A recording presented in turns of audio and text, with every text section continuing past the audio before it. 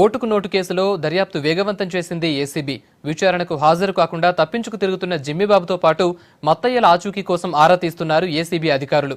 జిమ్మిబాబుకు 41A CrPC కింద నోటీసులు ఇచ్చిన ఇన్వెస్టిగేషన్ టీం ఏపీలో జిమ్మీకి, A4 మత్తయ్యకు ఆశ్రయమిస్తున్న వారికి నోటీసులు ఇచ్చేందుకు సిద్ధమైంది.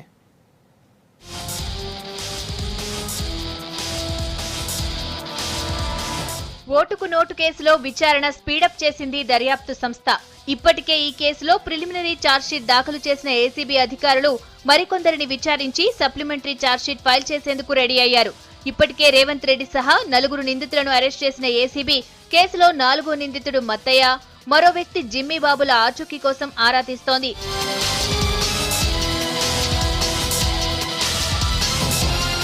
మత్తయ్యపై ఛార్జ్షీట్ ఫైల్ చేసిన అధికారులు ఏపీలో ఆయనకు ఎవరు ఆశ్రయం ఇచ్చారనే కోణంలో దర్యాప్తు జరుపుతున్నారు. 160 సిఆర్పీసీ కింద జిమ్మిబాబుకు నోటీసులు ఇచ్చినప్పటికీ ఆయన విచారణకు హాజరు కాలేదు. దీంతో జిమ్మిబాబుకు 41A సిఆర్పీసీ కింద నోటీసులు ఇచ్చింది ఏసీబీ. అయినా గత నెల రోజులుగా ఎంక్వైరీకి రాకుండా తప్పించుకు తిరుగుతున్నాడు జిమ్మిబాబు. మత్తయ్య మాత్రం తన అరెస్ట్ పై స్టే తెచ్చుకున్నాడు.